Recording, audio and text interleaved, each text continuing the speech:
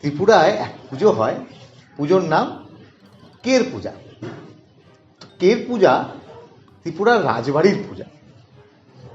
তো ওই সময় কি হয়, শহরের একটা নির্দিষ্ট অঞ্চল অনেকটা কারফিউ মতো হয়ে যায়, কেউ বাড়ি থেকে বেরোতে পারবে না এবং সমস্ত কিছু রাস্তাঘাট সব স্তব্ধ।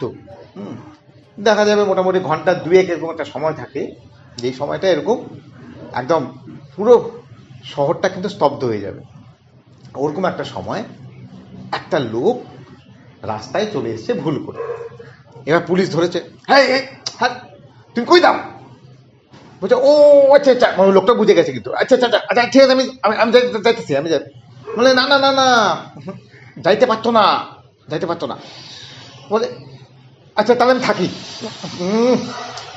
থাকতে পারতো না, মানে যাইতে পারতো না, থাকতে পারতো না, তাহলে আমি কিতা করতাম? আরে কিতা তো করতেই পারতো না।